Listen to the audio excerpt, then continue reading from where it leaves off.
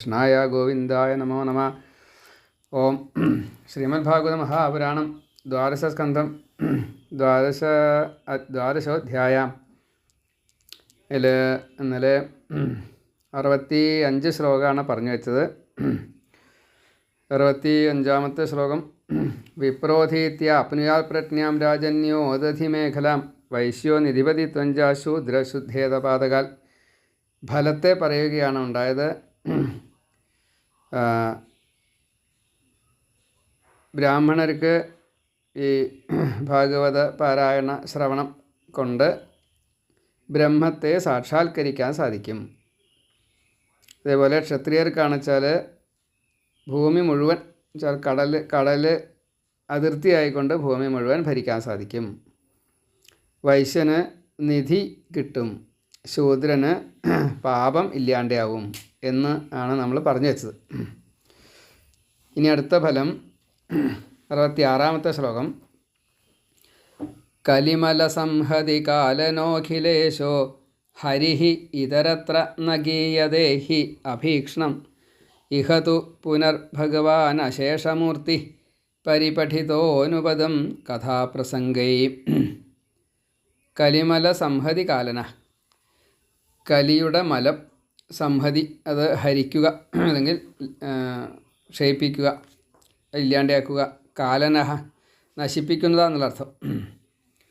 കാലഹ എന്ന് പോരായില്ല, എന്നാലും കാലന, അപ്പോൾ ഒരു നൗണായിട്ട് വരും. കലിമല സംഹതി കാലന, എല്ലാ തരത്തിൽപ്പെട്ടതായിട്ടുള്ള കലി കന്മഷാദികളെ മുഴുവൻ നശിപ്പിക്കാൻ ഈ ഭാഗവത ശ്രവണമായാലും വേണ്ടില്ല, ഒന്ന് തൊട്ട് തലയിൽ വെച്ചായാലും വേണ്ടില്ല, അർച്ചന പൂജ തുടങ്ങിയിട്ടായാലും നമസ്കാരം തൊട്ടായാലും വിരോധമില്ല, എന്തായാലും ശരി, അതിന് പറ്റുന്ന. അഖിലേശ ഹരിഹി, എല്ലാറ്റിൻ്റെയും ഈശ്വരനായിട്ടുള്ള ഈ ഹരി ഇതരത്ര,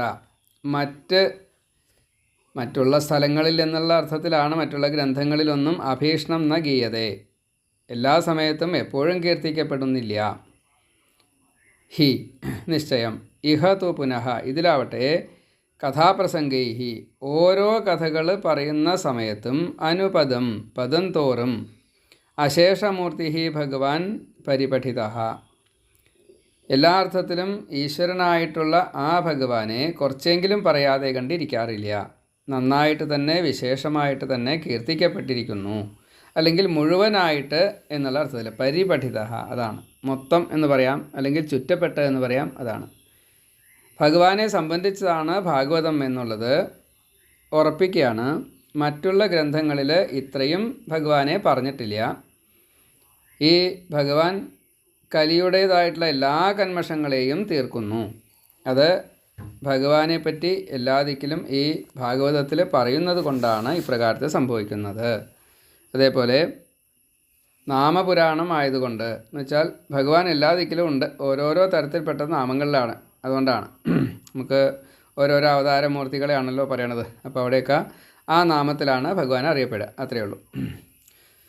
കലിമല സംഹതി കാലനഹ, അപ്പോൾ ആ ഭഗവാനാണ് ഈ കാലൻ, കലിയുടെ മലത്തെ മുഴുവൻ സംഹരിക്കുന്നതായിട്ടുള്ള കാലൻ ഇവിടെ ഭാഗവത സ്വരൂപിയായിട്ടാണ് വന്നത്. അഖിലേശ, എല്ലാറ്റിൻ്റെയും ഈശ്വരനായിട്ടുള്ള ഹരിഹി ഈ ഭഗവാൻ ഇതരത്ര നഗീയത, മറ്റുള്ള സ്ഥലങ്ങളിൽ അങ്ങനെ പറഞ്ഞിട്ടില്ല, അതുകൊണ്ടാണ്. അതും കണ്ടിന്യൂസ് ആയിട്ട്, ഹി അഭീക്ഷണം, എല്ലാ സമയത്തും ഇതേപോലെ മുഴുവനായിട്ട് കീർത്തിക്കപ്പെടുന്നില്ല. ഇഹതു, ഇവിടെ ആവട്ടെ പുനഃ, വീണ്ടും വീണ്ടും ഭഗവാൻ അശേഷമൂർത്തി, എല്ലാറ്റിൻ്റെയും മൂർത്തിയായിട്ടുള്ള ഭഗവാനോളം മാക്സിമം എന്നുള്ള നിലയ്ക്ക് വേറെ ആളില്ല. അപ്പോൾ അതുകൊണ്ട് ആ ഭഗവാനെ പരിപഠിത, നന്നായിട്ട് തന്നെ പറയപ്പെട്ടിരിക്കുന്നു, കീർത്തിക്കപ്പെട്ടിരിക്കുന്നു. അനുപദം, അനുപദം വെച്ചാൽ ഓരോ പദത്തിലുമുണ്ട് എന്ന് തന്നെ വേണം കണക്കാക്കാൻ. ഓരോ വാക്കിൽ, ഓരോ വരിയിൽ, ഓരോ ശ്ലോകത്തിൽ, ഓരോ കഥയിൽ, ഓരോ അധ്യായത്തിൽ, അങ്ങനെയല്ലേ, അതാണ് അനുപദം. കഥാപ്രസംഗൈഹി, ആ ഭഗവാന്റെ കഥകളാണ് സംഘം ഉള്ളത്, ആ സംഘത്തെ പ്രകർഷേണ അനുഭവിപ്പിക്കുന്നു, അതാണ്.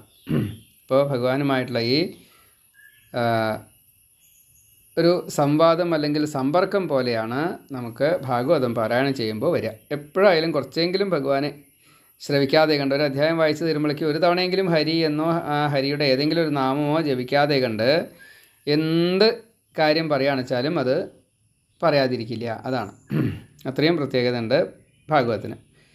കലിമല സംഹതി കാലനോഖിലേശോ ഹരിഹി ഇതരത്ര നഗീയതേ ഹ്യഭീക്ഷ്ണം ഇഹതു പുനർഭഗവാനശേഷമൂർത്തി പരിപഠിതോനുപദം കഥാപ്രസംഗൈ തം അഹം അജം അനന്തം ആത്മതത്വം ജഗത് ഉദയ സ്ഥിതി സംയമ ആത്മശക്തിം ദ്യുപതിഭി അജ ശക്ര ശങ്കരാദ്യൈ ദുരവസിതസ്തവം അച്യുതം നതോസ്മി.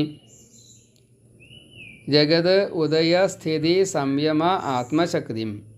ജഗത്തിൻ്റെ ഉദയം എന്നുള്ളത് സൃഷ്ടി, സ്ഥിതി അതേപോലെ സംയമം എന്നുള്ളത് സംഹാരം. ഇവയിൽ ഭഗവാന്റെ തന്നെയായിട്ടുള്ള ഈ പരമാത്മശക്തിയോട് കൂടിയിരിക്കുന്ന ആ ഭഗവാൻ, അതായത് 3 ഭാവത്തിലാണ് ഭഗവാൻ ഇരിക്കുന്നത്. അതാണ് വിശ്വം വിഷ്ണു വഷക്കാരം. വിശ്വനായിട്ടിരിക്കണു, പക്ഷേ മാറി നിൽക്കണു.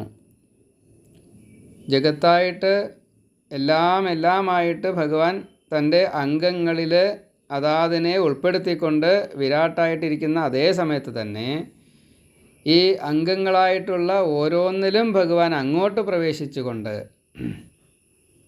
അതേപോലെ തൻ്റേതായിട്ടുള്ള നിയന്ത്രണത്തിലാണ് മുഴുവൻ താൻ തന്നെയായിട്ടുള്ള തന്നെ മുഴുവനായിട്ട് കണക്കാക്കേണ്ടത് എന്ന് ഭഗവാന്റെ അഭിപ്രായം. അത് ഭാഗവത പ്രകാരമാണെങ്കിൽ ബ്രഹ്മമോഹനം എന്ന കഥയിൽ ശ്രീകൃഷ്ണൻ എപ്രകാരത്തിലാണോ ഈ കുട്ടികളായിട്ടും അതേപോലെ വത്സങ്ങളായിട്ടും പശുക്കളുടെ കുട്ടികളായിട്ടും മാറിയത്, ഭാവഹാവാദികളായിട്ട് ആഭരണങ്ങളായിട്ട് ഒക്കെ മാറിയത്, അതേപോലെ ഭഗവാൻ എന്ത് ചെയ്യണു? ഈ ജഗത്തിനെ സൃഷ്ടിക്കുന്നു, അതിനെ പാലിക്കുന്നു, അതിനെ സംഹരിക്കുന്നു. അതൊക്കെ ഭഗവാന്റെ ഇച്ഛാമാത്രമായിട്ടുള്ള ആത്മശക്തി കൊണ്ടാണ്. നമുക്ക് പ്രവൃത്തി എന്നുള്ളത് വേണം, ഭഗവാന് പ്രവൃത്തി വേണ്ട. അതാണ് വ്യത്യാസം. സങ്കല്പം കൊണ്ട് തന്നെ, സങ്കല്പം പ്രവൃത്തിയല്ലേ എന്ന് ചോദിക്കും. നമ്മുടെ സങ്കല്പം പ്രവൃത്തിയാണ്, ഭഗവാന്റെ സങ്കല്പം പ്രവൃത്തിയല്ല. എപ്രകാരത്തിലാണെങ്കിൽ നമ്മൾ ഒരു കണ്ണാടിയിൽ നോക്കുമ്പോൾ അതിൽ നമ്മൾ സങ്കല്പിച്ചാലും ശരി സങ്കല്പിച്ചില്ലെങ്കിലും ശരി കണ്ണാടിയിൽ ആ പ്രതിബിംബം കാണുക തന്നെ ചെയ്യും. ആ കൂട്ടത്തിലേ ഉള്ളൂ ഭഗവാന് ഈ ബ്രഹ്മാണ്ഡ സൃഷ്ടി. നമുക്ക് കാണണ്ടെന്ന് വിചാരിക്കണമെന്ന് വെച്ചാൽ കണ്ണാടി മറക്കണം, അല്ലെങ്കിൽ കണ്ണാടിയുടെ അടുത്ത് പോവാതിരിക്കണം. അപ്പോൾ അതൊരു പ്രവൃത്തിയാണോ എന്ന് ചോദിച്ചാൽ പ്രവൃത്തിയല്ല. നമ്മൾ കണ്ണാടിയുടെ മുമ്പിൽ ചെന്ന് നിൽക്കുന്നത് പ്രവൃത്തിയാണെങ്കിലും കണ്ണാടിയിൽ കാണിക്കുന്നത് നമ്മുടെ പ്രവൃത്തിയല്ല. അതേപോലെയാണ് ഭഗവാന്റെ ഈ ബ്രഹ്മാണ്ഡ സൃഷ്ടി. അപ്പോൾ അത് മനസ്സിലാക്കിയാലാണ് ആരാണ് അജൻ എന്ന് മനസ്സിലാവുള്ളൂ. ജന്മമില്ലാത്തവനാണ് എന്നുള്ളത് മനസ്സിലാകണമെങ്കിൽ ഇങ്ങനെ മനസ്സിലാക്കണം. അതേപോലെ അനന്തം, ഇത് എത്രത്തോളം പരന്ന് കിടക്കണു, അല്ലെങ്കിൽ അതിനെ കണക്കാക്കാൻ പറ്റില്ല, അപ്രമേയനാണ്, അനന്തനാണെന്നൊക്കെ പറയാനുള്ള കാരണം ഭഗവാനെ നമുക്ക് പൂർണ്ണമായിട്ട് മനസ്സിലാക്കുക എന്നുള്ളത് ലവലേശം സാധ്യമല്ല എന്നുള്ള നിലയ്ക്ക്. മറയ്ക്കാൻ പറ്റില്ല, ഏറ്റവും ചെറുതാണ്, ഏറ്റവും വലുതാണ്, നടുവാണ്, അങ്ങനെയല്ലേ. അജശക്ര ശങ്കരാദ്യേഹി, ബ്രഹ്മാവ്, ഇന്ദ്രൻ, ശിവൻ, ഇങ്ങനെയുള്ള ദേവന്മാരും ദ്യുപതിഭി, അതേപോലെ തന്നെ ദ്യുലോകത്തിലെ ദേവാധിപന്മാർ, അതായത് ഇപ്പോൾ അഷ്ടദിക്പാലകന്മാർ എന്ന് സാരം, അതാണ് ദ്യുപതിഭി. ദ്യോവ് എന്ന് പറഞ്ഞു കഴിഞ്ഞാൽ അന്തരീക്ഷം, അതിൻ്റെ 4 പുറം അല്ലെങ്കിൽ 8 പുറം, അപ്പോൾ അതൊക്കെ അഷ്ടദിക്പാലകന്മാരാണ്. അതേപോലെ തന്നെ ആ ദ്യോവിൽ ധാരാളം മറ്റ് പല ദേവന്മാരും ഉണ്ട്, ആ ദേവഗണങ്ങളുടെയൊക്കെ അധിപതിയുണ്ട്. അങ്ങനെയുള്ള ആ ഭഗവാനും ദുരവസിതസ്തവം, ഭഗവാന്മാരും ദേവന്മാരും അറിയപ്പെടാതിരിക്കുന്നതായിട്ടുള്ള സ്തോത്ര എന്ന് വെച്ചാലോ, ഭഗവാനെ ഇങ്ങനെയാണ് എന്ന് പറയാൻ അറിയണമെങ്കിൽ ബ്രഹ്മത്തെ ഇന്നതാന്ന് പറയാൻ പറ്റുമോ? ബ്രഹ്മം എന്ന കൂട്ടത്തിലാണ്. അപ്പോൾ ഇങ്ങനെയുള്ള അഷ്ടദിക്പാലകന്മാരുടെ അധിപതിയായിട്ടുള്ള ഹൃഷീകേശനായിട്ടുള്ള ആ ഭഗവാനെ നമുക്ക് മുഴുവനായിട്ട് സ്തുതികളിലോ അല്ലെങ്കിൽ മറ്റേതെങ്കിലുമോ ഒക്കെ ഉപായത്തിലൂടെ കണ്ടുപിടിക്കാൻ സാധിക്കില്ല. പക്ഷേ അതൊക്കെ അതാണ്, അത്രയേ ഉള്ളൂ. അതും അതാണ്, അങ്ങനെ പെട്ട അങ്ങനെ അറിയപ്പെടാതിരിക്കുന്നതായിട്ടുള്ള ഈ വിസ്താരം എന്നുള്ള നിലയ്ക്ക് സ്തോത്രത്തോടു കൂടിയവനും ആത്മതത്വം പരമാത്മതത്വമായിരിക്കുന്ന തം അച്യുതം, ലവലേശം ച്യുതി വരാത്തതായിട്ടുള്ള ആ ഭഗവാനെ അഹം നതഃ അസ്മി, അപ്പോൾ അവിടെ ഈ സൂതനാണ് നമസ്കരിക്കുന്നത്. ഞാൻ നമസ്കരിക്കുന്നു. ഇപ്പോൾ ഭാഗവതത്തിൽ ഭഗവാനെക്കുറിച്ച് എങ്ങനെയൊക്കെയാണോ പറയേണ്ടത് എന്നുള്ളതാണ്. ത്രിഗുണങ്ങൾ, അതാണ് 3 ഗുണങ്ങളോട് കൂടിയ മായാശക്തി കൊണ്ട് ലോകങ്ങളെ സൃഷ്ടിച്ച് രക്ഷിച്ച് സംഹരിക്കുന്നതായിട്ടുള്ള ഈശ്വരൻ. ജന്മം തൊട്ടുള്ള യാതൊന്നും ഭഗവാനെ ബാധിക്കുന്നില്ല. ദേശമില്ല, കാലമില്ല, വസ്തുവില്ല, ദേശകാല അവധിർ നിർമുക്തം, അങ്ങനെയാണല്ലോ.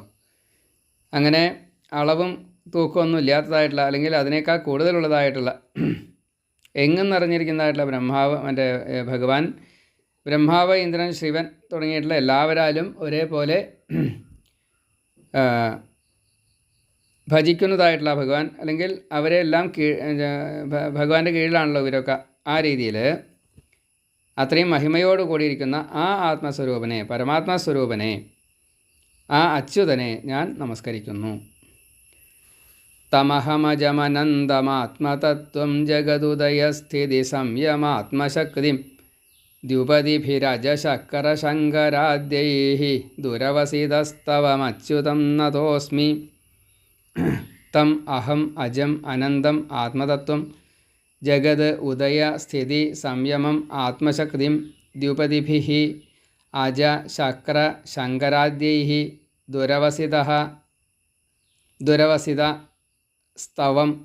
ദുരവസിതസ്തവം. അങ്ങനെ അങ്ങോട്ട് എത്ര കൂടുതലായിട്ട് സ്തുതിച്ചാലും മുഴുവനാവുകയില്ല. അപ്പോൾ ബ്രഹ്മാവിൻ്റെ ഒരു സ്തുതി ഉണ്ടല്ലോ, നമുക്ക് മുഴുവൻ സ്തുതിക്കാൻ പറ്റിയില്ല, അതുകൊണ്ട് കുറച്ചൊരു ഖിന്നനായി എന്ന് പറയുന്നുണ്ട്. ആ കൂട്ടത്തിലാണ് ഭഗവാനെ മുഴുവനായിട്ട് അറിയാൻ സാധിക്കില്ല എന്ന്. തൃതീയ സ്കന്ധത്തിൽ 9ാമത്തെ അധ്യായത്തിലൊക്കെ കാണും. ഭഗവാന്റെ ഒരു സ്തുതിയാണ്, ബ്രഹ്മാവിൻ്റെ ഒരു സ്തുതിയാണ് ഭഗവാനെ. അപ്പോൾ അവസാനം ഭഗവാനെ കണ്ടു, പക്ഷേ ആ സ്തുതിക്ക് പൂർണ്ണത കിട്ടിയില്ല. പക്ഷേ ഭഗവാൻ അത് സമ്മതിച്ചു, എന്നെ പൂർണ്ണമായിട്ട് അറിയാൻ സാധിക്കില്ല എന്ന്.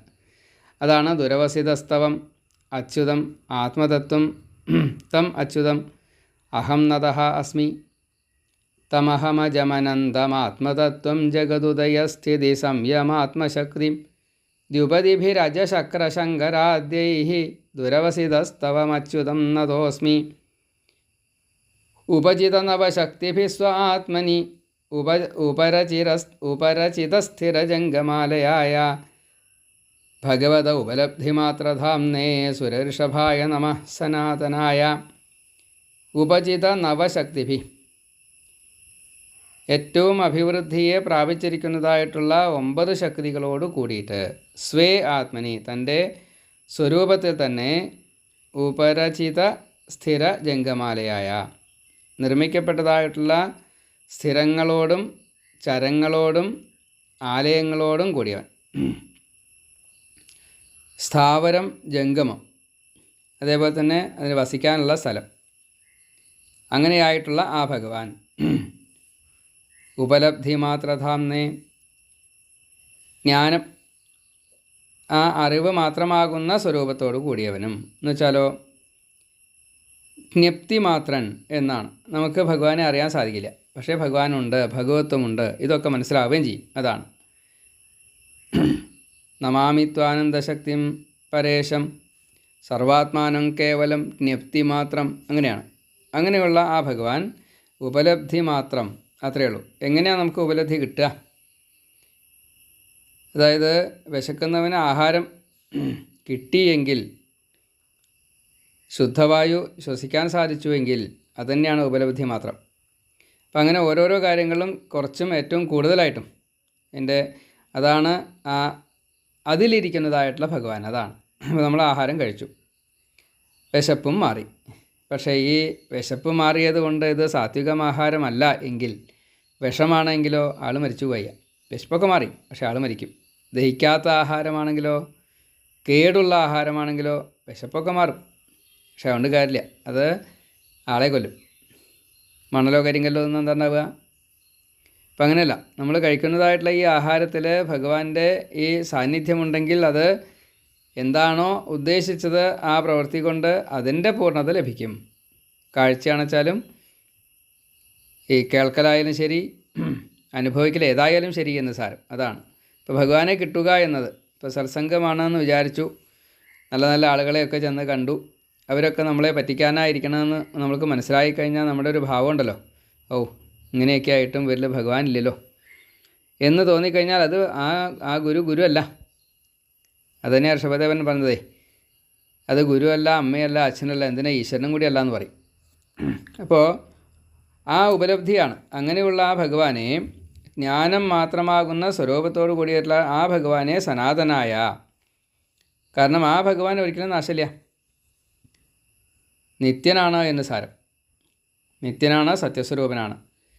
ഭഗവതേ സുരഋഷഭായ, ആ ഭഗവാനായിട്ടുള്ള ദേവാധിപനായിക്കൊണ്ട് നമസ്കാരം. അതാണ് ഉപജിത നവശക്തിഭി. ഇനി അതിൻ്റെ ഓരോരോ ശക്തികൾ ഏതാണ് എന്നുള്ളതാണ്. പ്രകൃതി, പുരുഷൻ, മഹത്ത്, അഹം. പ്രകൃതി, പുരുഷൻ, മഹത്ത്, അഹം 4. പിന്നെ 5 തന്മാത്രകൾ, 9 ശക്തികൾ. അപ്പോൾ അതിനെ വിരാട്ട് എന്നാണ് പറയുക. അതിൽ പ്രകൃതി, പുരുഷൻ, മഹത്ത്, അഹം എന്നുള്ളത് നമ്മൾ സാമാന്യേന അങ്ങനെയാണ് പറയുക. അതിൽ 1 സൂത്രാത്മാ എന്ന നിലയ്ക്കാണ് പ്രയോഗിച്ചിരിക്കുന്നത്, അത്രയേ ഉള്ളൂ. അപ്പോൾ ഈ 9 ശക്തികളെ കൊണ്ടാണ് പ്രകൃതി, മഹത്ത്, അഹം, പഞ്ചതന്മാത്രകൾ, ഇങ്ങനെ 9 ശക്തികളെ കൊണ്ടാണ് ഭഗവാൻ ഈ സൃഷ്ടിയാദികൾ ചെയ്യുന്നത്. സൃഷ്ടി മാത്രമല്ല, പാലിക്കുന്നതും അങ്ങനെയാണ്, നശിപ്പിക്കുന്നതും അങ്ങനെ തന്നെയാണ്.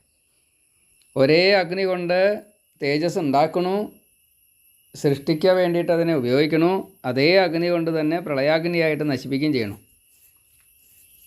ഒരേ അഗ്നിക്ക് തന്നെ ഈ കഴിവുണ്ട്. അഗ്നിയുടെ സ്വഭാവം പോലും മാറ്റേണ്ട ആവശ്യമില്ല. ഒരേ അഗ്നിയിൽ തന്നെ ഈ 3ഉം ഭഗവാന് നിർത്താൻ സാധിക്കും. 49 തരത്തിൽപ്പെട്ടതായിട്ടുള്ള അഗ്നി, അത് എത്രയോ ആയിരക്കണക്കിന് അഗ്നിയാണ്, അല്ലെങ്കിൽ ലക്ഷക്കണക്കിന് അഗ്നിയാണ്, അല്ലെങ്കിൽ കോടിക്കണക്കിന് അഗ്നിയാണ്. നമുക്കത് വിശദീകരിച്ച് പറയാനൊന്നും സാധിക്കില്ല. ചൂടില്ല എന്ന് പറഞ്ഞു വെച്ചാൽ എന്താ കയ്യും കാലുമൊക്കെ തണുത്തിറക്കണം കേട്ടോ, ഇനി അധികം നേരം ഉണ്ടാവില്ല എന്ന് പറയും.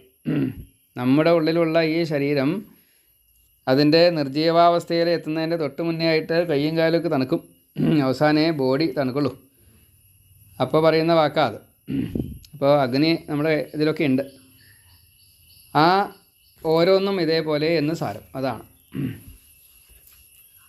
താനാകുന്ന അധിഷ്ഠാനത്തിൽ ചരാചരങ്ങൾക്കും അവയ്ക്ക് വസിക്കാനുള്ള ഉചിതങ്ങളായിട്ടുള്ള സ്ഥാനങ്ങളെയും നിർമ്മിച്ചതായിട്ടുള്ള ആ ഭഗവാൻ അനുഭവജ്ഞാനം മാത്രമാകുന്ന സ്വരൂപത്തോടു കൂടിയവനും ഏത് കാലത്തും നാശമില്ലാതെയിരിക്കുന്ന സത്യസ്വരൂപനുമായിട്ടുള്ള ആ ദേവന്മാർക്കും അധിപനായിക്കൊണ്ടുള്ള ഭഗവാന് നമസ്കാരം. അതാണ്.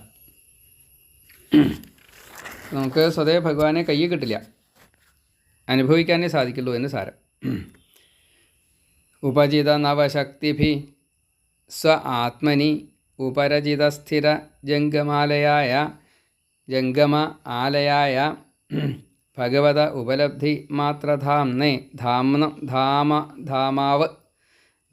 ധാമം എന്നുള്ളത് ഇരിപ്പിടം എന്നാണ് അർത്ഥം. ഇപ്പോൾ ധാമം എന്നുള്ളത് ഇപ്പോൾ ചോറിൽ അന്നം ആയിട്ട് അതിൻ്റെ ആ എക്സ്ട്രാക്റ്റഡ് എസൻസ് എന്തോ അതാണ് ഭഗവാൻ. അത് നമുക്ക് കാണാൻ പറ്റില്ല, സൂക്ഷ്മാവസ്ഥയിലാണ്. കാണാൻ പറ്റാത്തതായിട്ടിരിക്കുന്ന ഈ ഭാവത്തിലാണെന്നർത്ഥം. അതേപോലെ നമ്മൾ ഒന്നിച്ചാണ് വായുവിനെ അകത്തേക്ക് കയറ്റുക, ശ്വാസവായു. അതിൽ ഓക്സിജനായിട്ട് കിട്ടേണ്ടതാണ് നമുക്ക് ജീവവായിട്ട് പ്രാണനായിട്ട് വരിക. ആവശ്യമില്ലാത്ത കാർബൺ ഡൈ ഓക്സൈഡ് മാത്രമല്ല മറ്റ് പലതും പുറന്തള്ളുണ്ട്. അതിൻ്റെ മാക്സിമം ഉള്ളത് കാർബൺ ഡൈ ഓക്സൈഡാണ്, അതുകൊണ്ട് അതിനെ പറയണു, അത്രയേ ഉള്ളൂ. എന്ന കൂട്ടത്തിൽ അകത്തേക്ക് എടുക്കേണ്ടതെന്തോ അതിനെ നാം ഈശ്വരൻ, ഉപയുക്തം എന്ന അർത്ഥത്തിലാണ്. ആ ഉപയുക്തം എന്തോ അത് ഈശ്വരൻ. അതിൻ്റെ ഇപ്പോൾ ചോറ് അല്ല ഈശ്വരൻ, ചോറിലുള്ള ഈ തേജസ്സാണ് ഈശ്വരൻ. അത് മനസ്സിലാക്കിയേ വേണ്ടു. സത്സംഗം, ആ സജ്ജനമല്ല ഈശ്വരൻ. ആ സജ്ജനത്തിൻ്റെ ഉള്ളിലുള്ള ഈ ഭാവമുണ്ടല്ലോ, ജ്ഞാനമായാലും വേണ്ടില്ല, അനുഗ്രഹശക്തി ആയാലും വേണ്ടില്ല, പലതുമുണ്ട്. ആ സജ്ജനത്തിൻ്റേതായിട്ടുള്ള പലതും നമുക്ക് എങ്ങനെയാണോ കിട്ടുക, ആ കിട്ടുന്നതാണ്. അത് ചെറിയ കുട്ടികളിലാണെന്ന് വെച്ചാൽ ആ രീതിയിലാണ്. ഇങ്ങനെ ഓരോരുത്തർക്കും ഈ ഈശ്വരഭാവമുണ്ട്. ആ എല്ലാവരിലും ഈശ്വരനെ കാണാൻ സാധിക്കുമ്പോഴാണ് ഇപ്പോൾ ഈ പറഞ്ഞ ജ്ഞപ്തിമാത്രനായിട്ടുള്ള ഭഗവാൻ എല്ലാ ദിക്കിലും ഉണ്ട് എന്ന് മനസ്സിലാവുക. അങ്ങനെയുള്ള ഭഗവാനെ ഇതാ ഞാൻ നമസ്കരിക്കുന്നു. അതാണ്.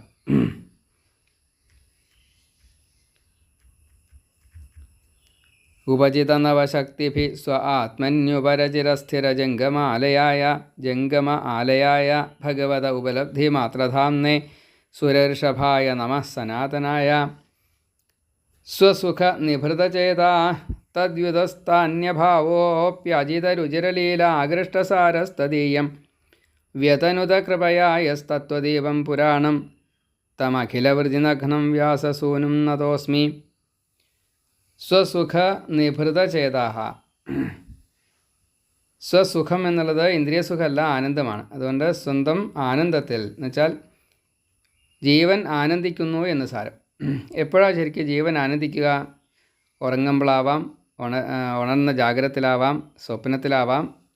ജീവൻ്റെ ആനന്ദത്തിന് ഈ ഭൗതികമായിട്ട് യാതൊരു ബന്ധമില്ല. ആ സ്വാത്മാനന്ദം പൂർണ്ണമായുള്ള ചേതസ്സോടു കൂടിയവനും ഭഗവാൻ അങ്ങനെയാണ്. ഭഗവാൻ എപ്പോഴും ആത്മാരാമനാണ്. നമുക്ക് ഈ ആത്മാരാമത്വം കിട്ടാത്തത് നമുക്ക് നമ്മുടെ ജീവനെ പോലെ അറിയണില്ല. അതുകൊണ്ട നമ്മളിപ്പോൾ അതാണെന്ന് പറയണേ ഉള്ളൂ, അതാണ് എന്നുള്ളത് അനുഭവിക്കുന്നില്ല.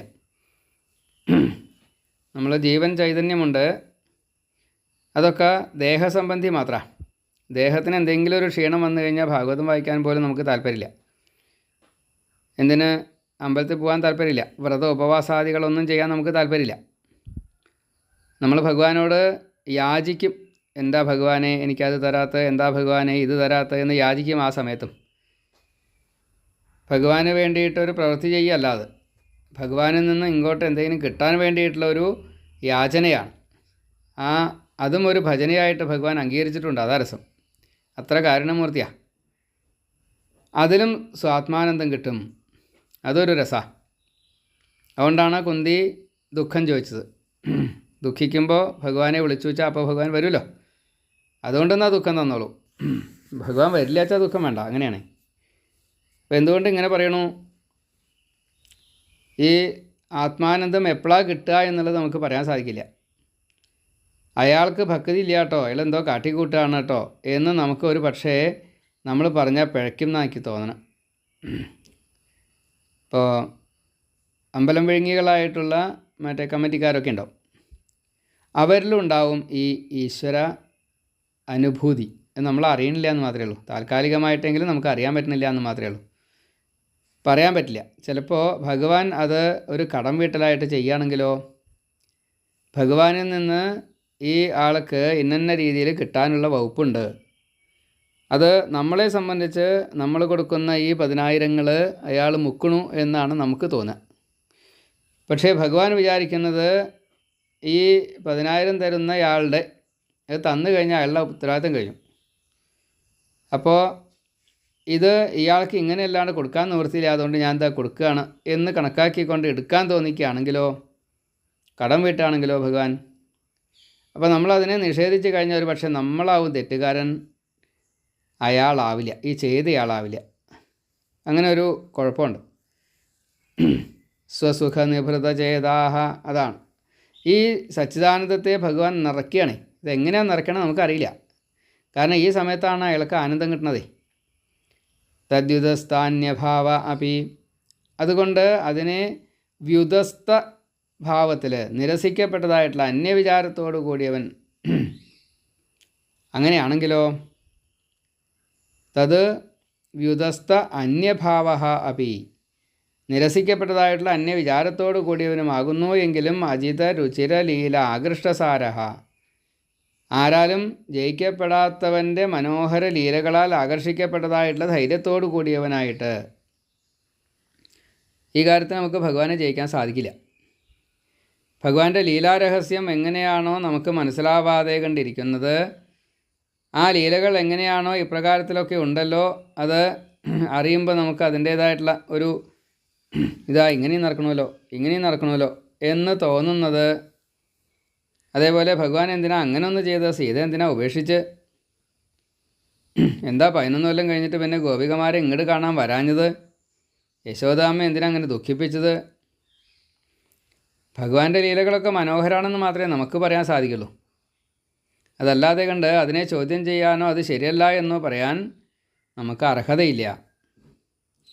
അങ്ങനെ ധൈര്യശാലിയായിട്ടാണ് ഭഗവാൻ ഈ കാര്യങ്ങളൊക്കെ ചെയ്യണതേ.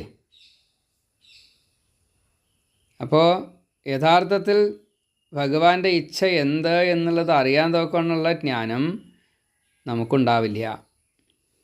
അതിനെ അറിഞ്ഞുകൊണ്ട് വേണം ഭഗവാനെ ആശ്രയിക്കാനായിട്ട്. അങ്ങനെ യഹ കൃപയ അഖില വ്യജിഘ്നം അഖില വൃജിനഘ്നം, അങ്ങനെ എല്ലാ തരത്തിൽപ്പെട്ടതായിട്ടുള്ള ദുഃഖത്തെയും നശിപ്പിക്കുന്ന, അതാണ് ഇവിടെ ഈ അമ്പലം വിഴുങ്ങി ഈ കാശ് എടുക്കുന്നു എന്നുള്ളത് നമ്മുടെ കാശ് കൊടുത്തു, നമ്മൾ കാശ് കൊടുത്തില്ലെങ്കിലും അന്യരുടെ കാശാണ് അവിടെ ചെല്ലുന്നത്, അയാളാണ് അത് എടുക്കുന്നത്. പക്ഷെ അത് നമ്മളെ ദുഃഖിപ്പിക്കണം. നമുക്കെന്തിനാ ദുഃഖം? നമ്മുടെ കാശല്ല, വേറെ ആരുടെ കാശാണ്.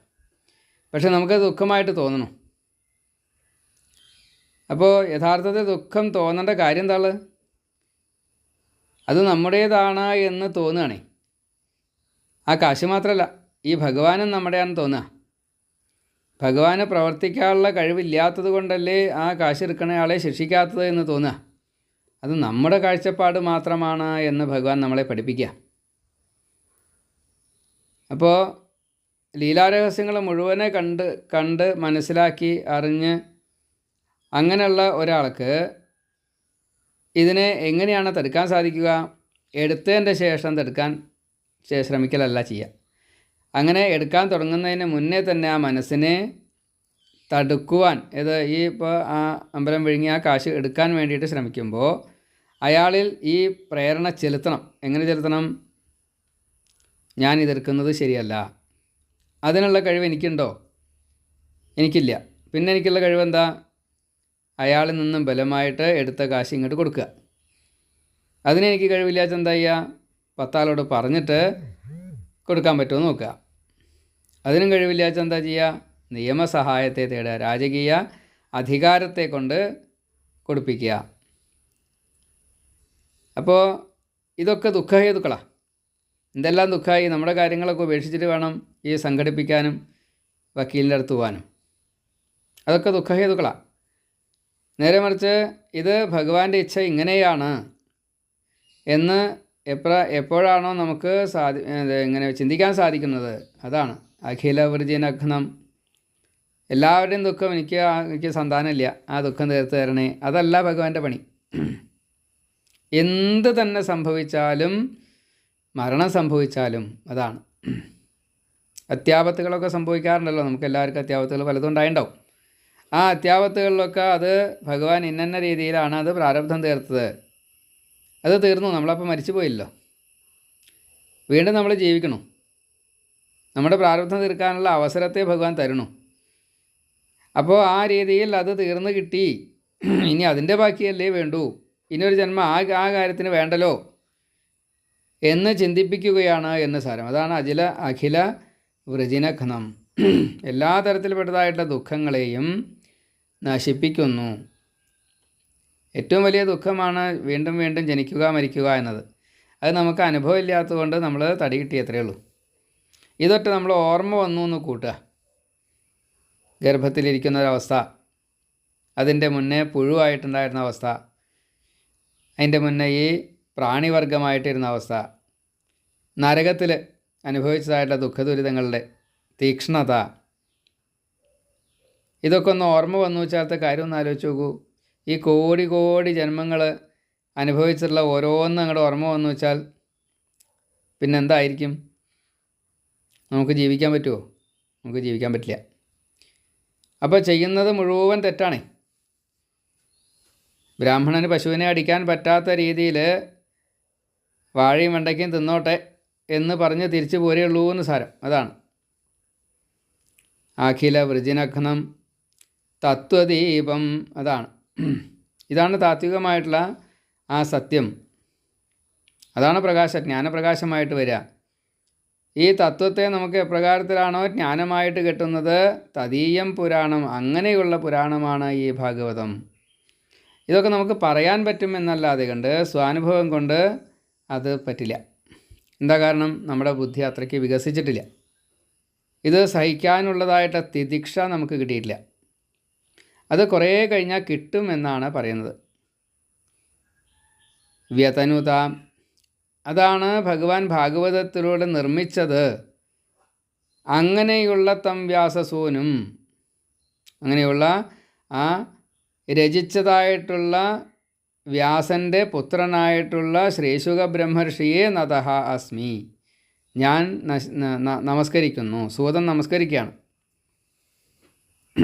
വ്യാസൻ രചിച്ചപ്പോൾ പോലും അതിനേക്കാൾ കൂടുതൽ അർത്ഥം കണ്ടിട്ടില്ല. പക്ഷേ പറഞ്ഞതായിട്ടുള്ള ശ്രീശുക ബ്രഹ്മർഷി അതിനേക്കാൾ കൂടുതലും അർത്ഥം കണ്ടിട്ടാണ് പറഞ്ഞത്. ഒരു വാക്കിന് രചയിതാവിന് ഉദ്ദേശിച്ചത് അവിടെ വാച്യാർത്ഥം യോജിപ്പിക്കുക, 1, 2, 3, 4 ഒരു പക്ഷേ യോജിപ്പിക്കാൻ സാധിക്കും. പക്ഷേ വ്യാഖ്യാതാവിന് അതിൻ്റെ എത്രയോ ഇരട്ടി അതിൽ ചേർക്കാൻ സാധിക്കും. എഴുതുന്നയാളേക്കാൾ കൂടുതലാണ് വ്യാഖ്യാതാവിൻ്റെ ബുദ്ധി എന്നാണ് പറയുക. യഥാർത്ഥത്തിൽ നമ്മൾ വിചാരിക്കും എഴുതുന്ന ആളാ കേമൻ. എഴുതുന്ന ആളല്ല കേമൻ. എഴുതുന്ന ആൾ അതിനെ എഴുതി കഴിഞ്ഞു. അപ്പോൾ ഉദ്ദേശിച്ചത് ആ വാച്യാർത്ഥം, ഒരു പക്ഷേ വ്യംഗ്യാർത്ഥം, അതേപോലെ ശ്ലേഷം, ഗൂഢം, മർമ്മം എന്നൊക്കെ പറഞ്ഞ അർത്ഥങ്ങൾ കുറേയുണ്ട്. അതൊക്കെ ഒരു പക്ഷേ ഈ എഴുതുന്ന ആൾക്ക് ചിന്തിക്കാൻ പറ്റിയെന്ന് വരാം. അതിൻ്റെയും അപ്പുറത്ത് ഒരർത്ഥം കാണും വ്യാഖ്യാതാവ്. അതാണ്. അപ്പോൾ വ്യാസൻ എഴുതിയതിനേക്കാൾ കൂടുതൽ അതിൻ്റെ അർത്ഥത്തെ ശ്രീശുക ബ്രഹ്മർഷി കണ്ടു, അത് പറഞ്ഞു. അങ്ങനെയുള്ള വ്യാഖ്യാനം ചെയ്ത വ്യാഖ്യാതാവിനെ ഞാൻ എൻ്റെ ഗുരുവായിട്ട് എനിക്കന്ന് കിട്ടിയതിൻ്റെ ആ സ്മരണ, ഗുരുവിൻ്റെ ഒരു അനുഗ്രഹം കിട്ടിയിട്ടുണ്ട്. ആ ഗുരുവിനെ ഞാൻ നമസ്കരിക്കുന്നു. തം അഖില വൃജിനഘ്നം വ്യാസസൂനും നതോസ്മി. അപ്പോൾ യഥാർത്ഥത്തിൽ ഈ ഭഗവാനാണോ അതോ ഈ ഗുരുവാണോ ദുഃഖത്തെ ഇല്ലാണ്ടാക്കുന്നത്? ഗുരുവാണ് ദുഃഖത്തെ ഇല്ലാണ്ടാക്കുന്നത്. ഗുരുവിലൂടെ ഭഗവാൻ ഇല്ലാണ്ടാക്കണു. അപ്പോൾ സ്ഥാനം ഗുരുവിനാ. നമ്മുടെ ശരിക്കുള്ള ദുഃഖത്തെ മുഴുവൻ ആരാ ഇല്ലാണ്ടാക്കണത്? ഒരു ഗുരുവാണ് നമ്മുടെ ദുഃഖത്തെ മുഴുവൻ ഇല്ലാണ്ടാക്കണത്. എന്താ കാരണം? അതിൻ്റെ ജ്ഞാനം കിട്ടിയാലല്ലേ അത് മനസ്സിലാവുള്ളൂ. കലികാലത്തിൽ ഗുരു എന്നത് മന്നാഥ ശ്രീ ജഗന്നാഥ, മദ്ഗുരു ശ്രീ ജഗദ്ഗുരു, മമാത്മാ സർവഭൂതാത്മ, തസ്മൈ ശ്രീ ഗുരവേ നമഃ. കലികാലത്തിൽ ഗുരു എന്ന് പറഞ്ഞു കഴിഞ്ഞാൽ ഭഗവാനാണ്. അതല്ലാതെ കണ്ട് വേറൊരു ഗുരു ഇല്ല. ബാക്കിയുള്ളൊക്കെ ഗുരുക്കൾ എന്തെങ്കിലും സ്വാർത്ഥ ലാഭത്തിനോ അത്രേ കണക്കാക്കി വയ്ക്കും. യഥാർത്ഥത്തിലുള്ള ഗുരു ഭഗവാൻ മാത്രമേ സാധിക്കുള്ളൂ. കാരണം ദേഹബോധം ഇല്ലാത്തതായിട്ടുള്ളൊരു ഭാവത്തിൽ കലികാലത്തിൽ ഗുരുവിന് ജീവിക്കാൻ സാധിക്കില്ല. ഇത് കൃതയുഗമല്ല. അതുകൊണ്ട് അപ്പോൾ അവനവൻ്റെ ഈ ഇന്ദ്രിയപ്രീതി അർത്ഥമുള്ളതായിട്ടുള്ള പ്രവൃത്തികൾ, അതിൻ്റെ ഫലങ്ങൾ മുഴുവനും ഭഗവാനാൽ തരുന്നതാണ്. ഇത് തന്നെയാണ് മനസ്സിനും സച്ചിദാനന്ദത്തെ തരുന്നത് എന്ന് വ്യാഖ്യാനിക്കാറാവണം യഥാർത്ഥത്തിലുള്ള ഭക്തൻ. ആ ഭക്തൻ്റെ ജ്ഞാനം, ആ ജ്ഞാനം കൊടുത്തതായിട്ടുള്ള ഗുരു,